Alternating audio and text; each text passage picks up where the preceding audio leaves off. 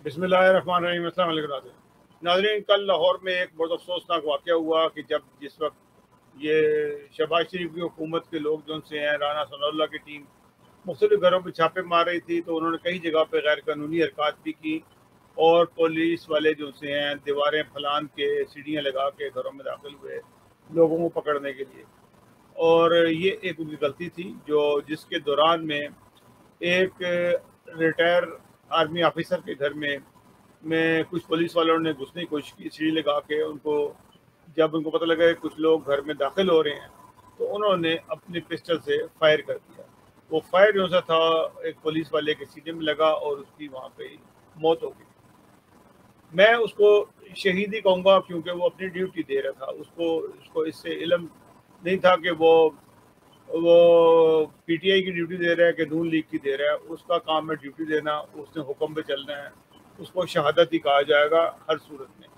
जब इसकी इतला जो सी है पाकिस्तान के पंजाब के मौजूदा स्पीकर चौधरी परवेज़ इलाही को मिली तो उन्होंने क्या रिमार्क्स दिया जिसके ऊपर मुझे खुद भी बहुत दुख हुआ। और उनको ये चीज़ें ज़ेब नहीं देती थी। बच्चे सबके सांझे होते हैं। वो उसे अफसोस करने के बजाय वो क्या कहते हैं, शहीद भी हुआ जो वाकया पेश आया लाहौर में। शहीद केड़ी गल तो कोई डाकू फड़न गए सन, डाकू के साथ जो पुलिस एहलकार शहीद भी हुआ जो वाकया पेश आया लाहौर में। शहीद केड़ी गल तो कोई डाकू फड़न गए सन, डाकू के साथ जो। जी नाज़रीन, ये परवेज़ इलाही साहब ने कहा कि जी कि वो कोई चोर पकड़ने के लिए गए थे कि जो वो शहीद हो गया, तो उन्होंने उसको शहीद मानने से इनकार कर दिया।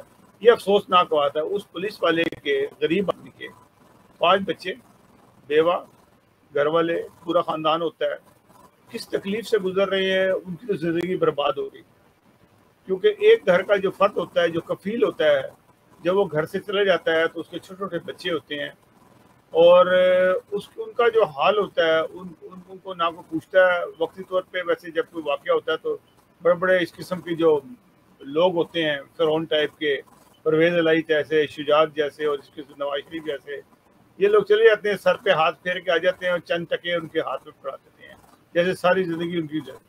उनको पैसे नहीं चाहिए, उनको तो बाप चाहिए था जो बाप उनका तुम्हारी गलत हरकत की वजह से इस दुनिया चला गया। परवेज़ इलाही की मैं बात कर रहा हूँ। परवेज़ इलाही के को शर्म आनी चाहिए।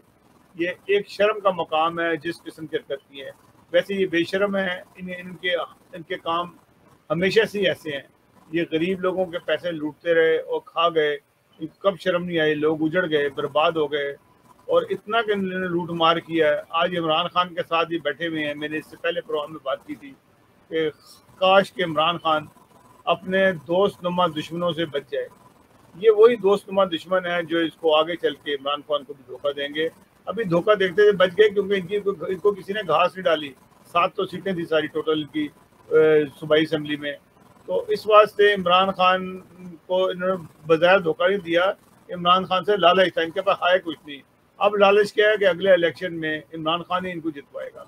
तो बहरहाल ये अफसोस का मुकाम था। परवेज़ इलाही को चाहिए कि वो माफ़ी मांगे और कौम से ही माफ़ी मांगे और उस पुलिस वाले से ही माफ़ी मांगे, बल्कि उसका हर्जाना भी दे जो इनकी वजह से वो बेचारा पुलिस वाला जो है वो शहीद हुआ है। नाज़रीन, अगले प्रोग्राम तक के लिए इजाज़त दीजिएगा। अल्लाह हाफ़िज़।